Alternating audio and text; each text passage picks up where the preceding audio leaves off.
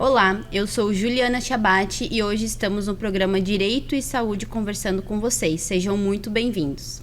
Nesse episódio vamos falar sobre um tema que está muito em alta, o emagrecimento, as famosas canetas emagrecedoras, lipedema. E para contar com o brilhantismo desse assunto, a gente está com o nosso convidado, o Dr. Paulo Mosqueta. Seja bem-vindo.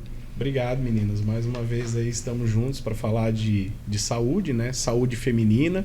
E agora eu acho que esse tema vem para complementar o que a gente já falou no programa anterior, que era a parte ali das reposições hormonais, né? E as reposições hormonais, juntamente com o tratamento para emagrecimento, né, de ordem metabólica, né, de transtornos metabólicos, ele vem muito para somar com esse tema e a gente fechar esse assunto aí com chave de ouro e falar de lipedema também. Bacana, doutor. No dia a dia, né, no consultório com as pacientes, quais os principais problemas de saúde que o doutor enfrenta, né, e vê que elas passam no dia a dia e que necessita partir para essa questão de medicações? Qual o momento que elas identificam exatamente que tentaram de tudo anteriormente, não conseguiram e aí precisa partir para algo mais específico? A gente vê assim pacientes que elas fazem aí seus acompanhamentos inicialmente com os profissionais da nutrição, né?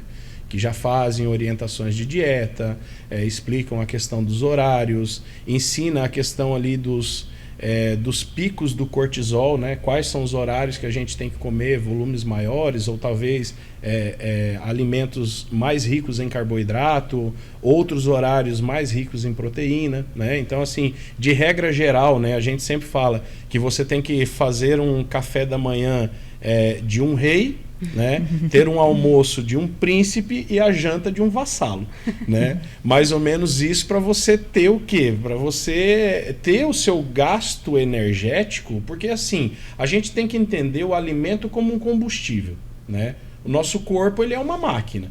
Então o que a gente precisa? Colocar combustível.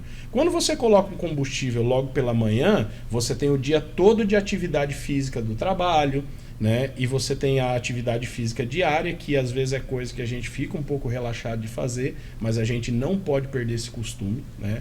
A pessoa que tipo, eu não consegui um horário para ir hoje para academia, a academia já fechou, né? Sei lá, você pode muitas vezes fazer ali uma caminhada de 30, 60 minutos, o ideal sempre 60 minutos, né?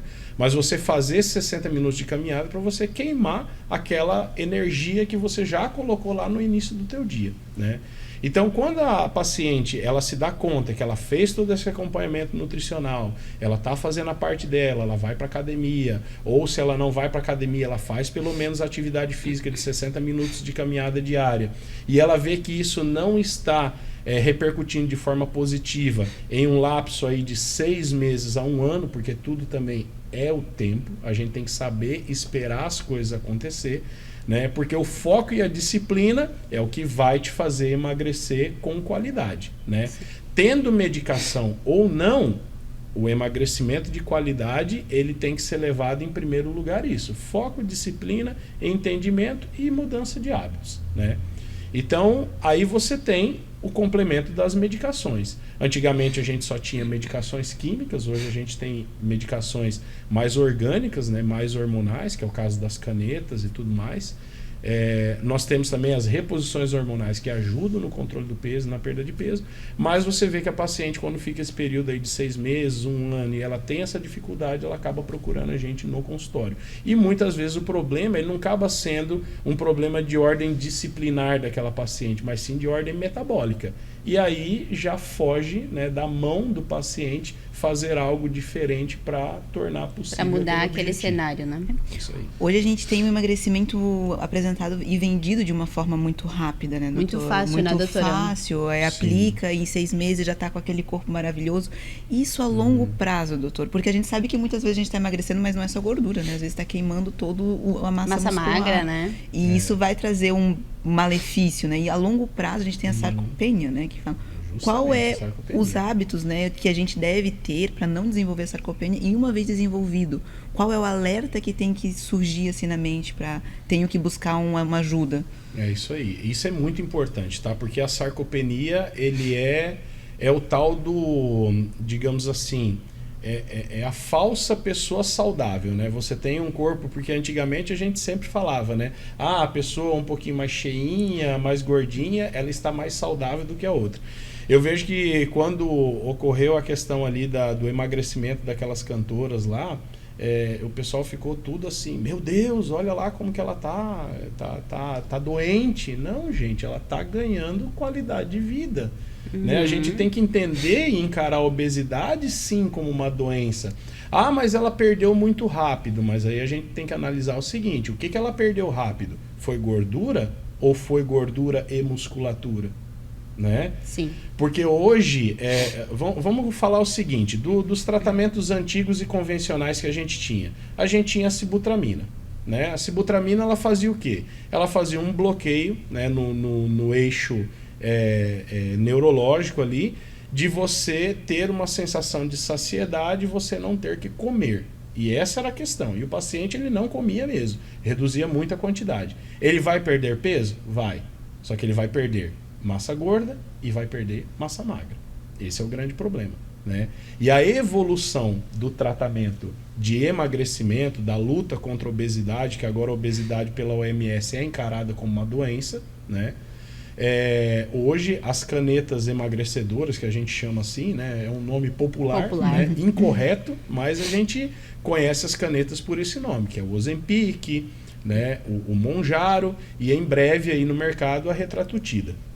Então, essas medicações, o que elas fazem? Elas são hormônios específicos que atuam no corpo, né, de ordem individualizada. Ou seja, eu tenho ali... Vamos começar pelo Ozempic, que foi a primeira droga desenvolvida de sucesso. Né?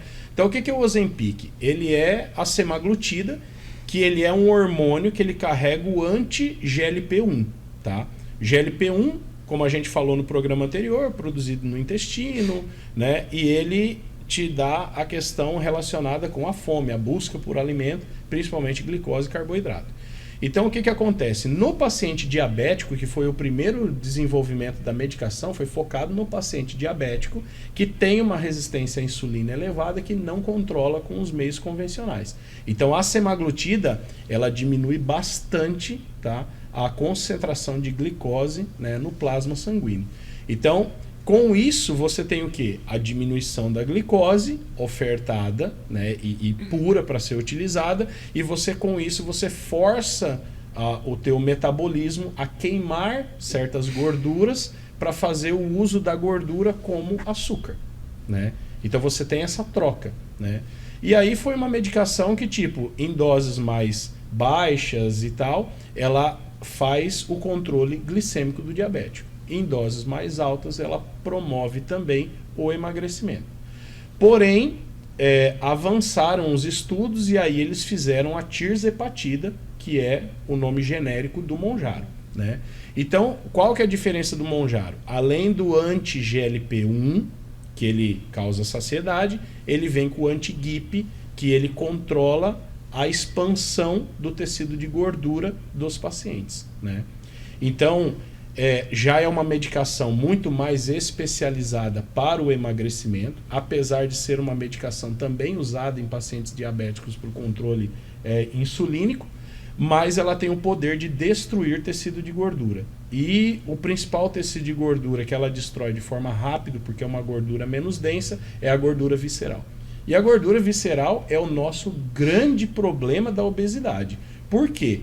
Porque a gente inflama todo o nosso sistema com excesso de gordura visceral. A gordura visceral é que está entre os órgãos. Entre os órgãos, tá? É aquela mais difícil de perder, né? Porque o corpo, ele é inteligente. Ele fala, não, essa daqui eu tenho que manter. Se for para mim perder qualquer outro tipo de gordura, perca a subcutânea, perca a gordura densa e localizada, mas essa daqui é a última gordura que eu vou queimar, porque isso aqui é o meu caixa de reserva. E essas medicações, como elas têm o hormônio seletivo para o anti-GIP, então você consegue enganar o corpo, né, e destruir justamente a gordura por primeiro, né, a gordura mais difícil que o corpo tinha de perder. Consegue chegar nesse ponto mais difícil, né? Por isso que são medicações seletivas. É isso Bacana. que a gente tem que entender. Diferente da sibutramina. Sim. O que a gente vê, né, doutora Alana e doutor Paulo, no dia a dia, são mulheres, então, literalmente, né, pautada ali apenas no Instagram e naquela vida perfeita, aquele corpo, né, esculturado perfeito da mulher, e aí fazem loucuras que a gente vê no dia a dia, né? Muitas, né, não só mulheres, homens também, né? As pessoas em geral vão atrás dessas medicações de uma forma sem orientação médica e aí depois ficam cheias, né, daqueles efeitos rebotes, efeitos colaterais. E o doutor vê muito isso no dia a dia. Como que acontece, doutor? É demais. Assim, a gente vê que, tipo, o nome paciente, eu estava até conversando com a doutora antes do programa, né? O nome paciente é quase que um termo que hoje ele deveria estar em mudança, né? Porque as pessoas não têm mais paciência, né? Essa que é a grande questão. Então, tipo, ver um influencer falando de certas medicações, né?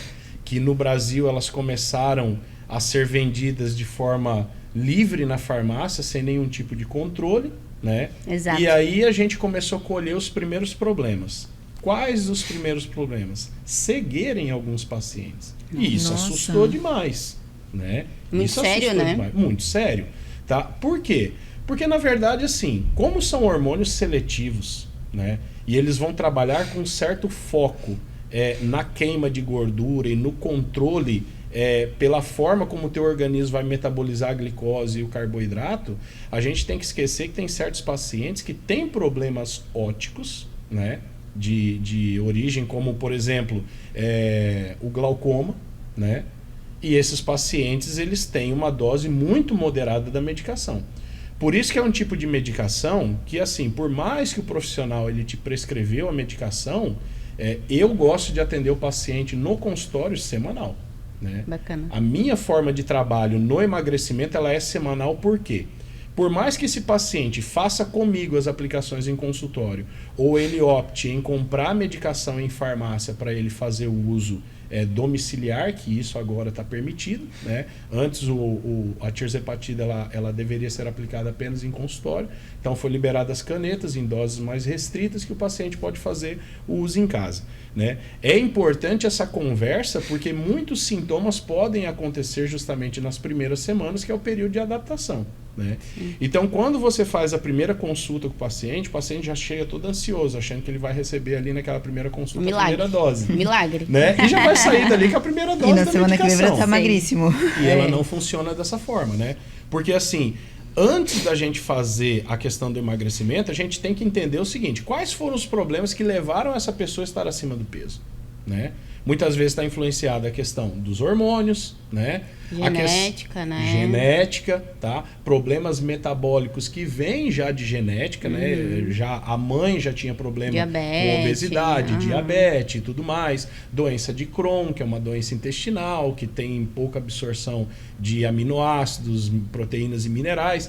Então, tipo, você tem que entender o que levou aquela pessoa a estar acima do peso. Não é simplesmente olhar para você, você tá gordinha.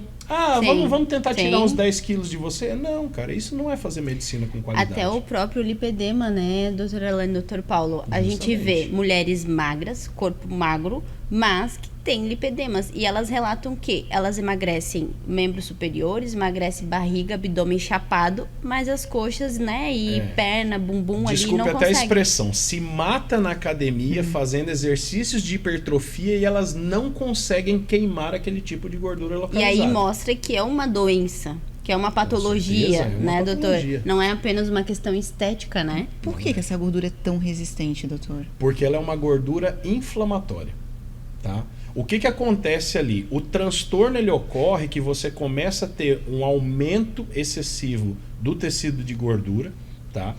Por muitas vezes baixas de certos hormônios, isso está muito influenciado.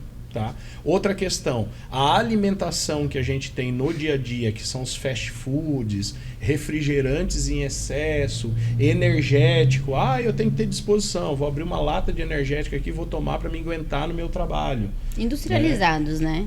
Todos industrializados, qual que é o grande problema? O nível de açúcar que vem nisso. Se você pegar na internet, você fazer uma pesquisa no Google, colocar assim, quantidade de copos descartáveis de açúcar que vem numa Coca-Cola de 2 litros, você vai ficar assustado.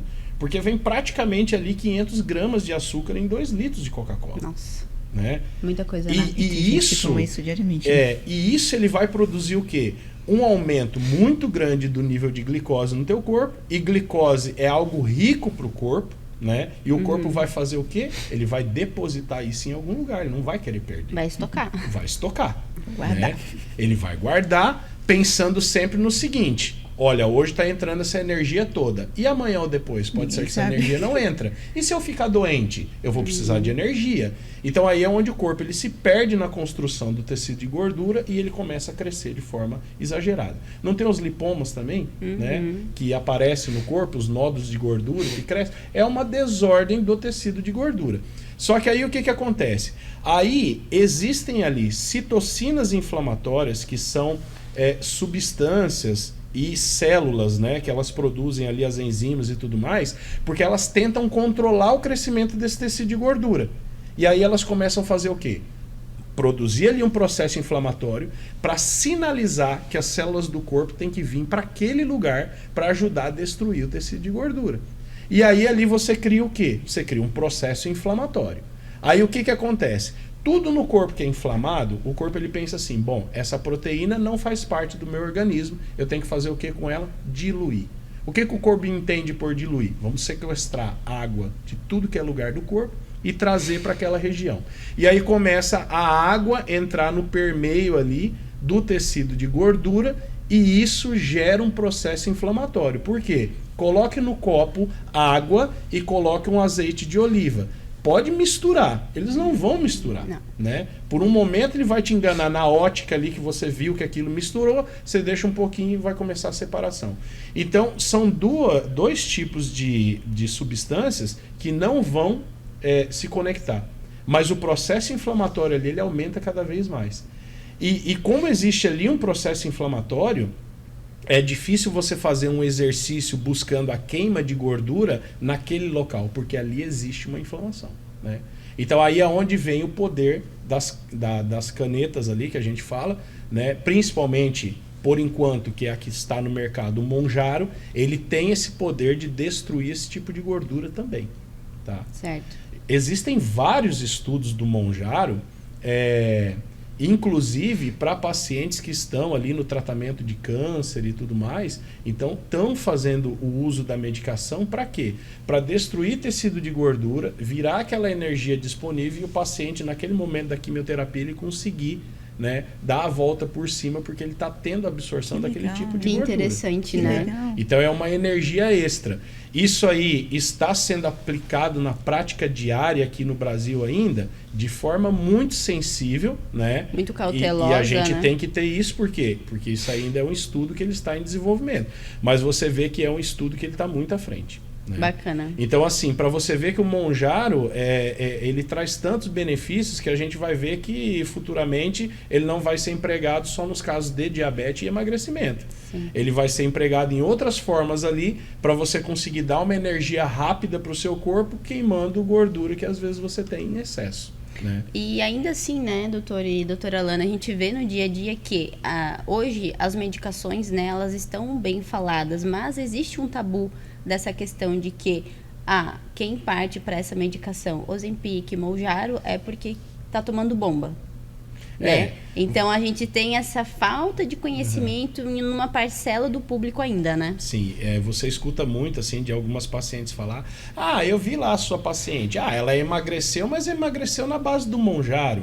É que é fácil você lançar, tipo assim, o estigma em alguém, né? E começar a chamar assim, os magrinhos do Mounjaro agora, né? Então, essas piadas acontecem porque, infelizmente, a outra pessoa não entende qual é o problema de saúde que aquele paciente está passando. Né? Porque muitas vezes o problema é sério. Muitas pessoas têm facilidade de perder peso e a pessoa fala assim: doutor, o negócio é fechar a boca e fazer exercício físico e comer com qualidade. ótimo. A gente sabe que esse é o caminho correto de fazer. É a receita principal, né? E mesmo que você use uma dessas medicações aí que hoje estão em alta, que são as medicações de sucesso, se você não fazer a sua parte também, você não vai alcançar o seu objetivo. E assim, não é nem alcançar, né, doutor? Pode até alcançar, mas não vai manter. É o que a gente vê ali em, tipo, pacientes que fizeram cirurgias bariátricas também. Justamente. Então, a cirurgia, ela foi um mecanismo para chegar naquele emagrecimento, só que até relatou, né, mentalmente, se não tiver um acompanhamento com um psicólogo, se você não conseguir entender essa relação com a comida, não vai adiantar. Pode desenvolver outros problemas, E eu vou te falar, e pasme, 45% dos pacientes que eu atendo em consultório para emagrecimento são pós-bariátricos. Então, nesse ponto, um acompanhamento psicológico ele se faz necessário. Por isso que o programa que eu trabalho ali de emagrecimento, eu chamo de PES, né? Programa de emagrecimento sustentável. Por que ele tem que ser sustentável? Porque você tem que criar uma rotina durante o tratamento e você levar essa rotina após o tratamento. Né? Sim. Porque você vai ter o período ali o período terapêutico e depois você tem o período de manutenção. Vários estudos, tanto com o Mounjaro quanto o Ozempic, e a gente estava falando também no programa anterior ali dos receptores, né, celulares ali de glicose, carboidrato e tudo mais. Então o que acontece? Quando você leva um tratamento desse por mais de 4 meses, que é o correto de se fazer, você tem essa mudança neuroquímica no organismo.